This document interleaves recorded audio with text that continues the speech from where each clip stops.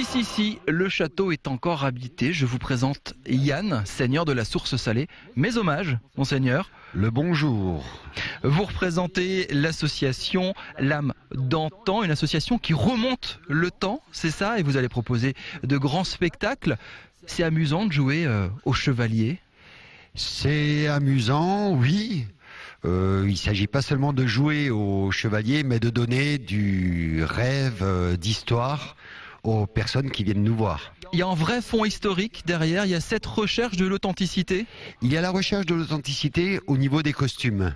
Ce que vous pouvez voir à l'image là, ce sont 2 siècles différents. Le chevalier et l'écuyer. Alors, au milieu, moi-même, le chevalier XIIIe siècle, Oui. le seigneur XIIIe siècle, le chevalier 14-15e en armure au vu de son épée à ma droite, et un chevalier qui aujourd'hui fait l'écuyer du XIIIe siècle aussi dans sa tenue, une tenue plus simple.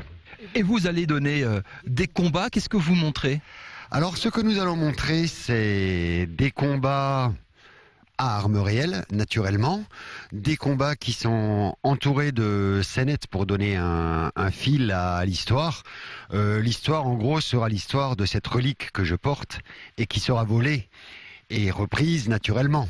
Nous serons là donc à une vingtaine et il faudra se méfier, je pense, parce que il y a de grandes chances qu'un gueux traîne. Alors, attention au public, attention aux bourses, mais les gardes ne seront jamais loin pour le châtier. C'était le pickpocket de l'époque, c'est ça? C'était le pickpocket de l'époque, oui. Faut être fondu d'histoire, fondu de Moyen-Âge pour se lancer là-dedans? Non, pas forcément. Nous aimons beaucoup le Moyen-Âge, c'est la période de prédilection de la troupe, mais de par notre formation en combat, nous animons, comme dit L'Âme d'Antan, duels et combats à travers les siècles.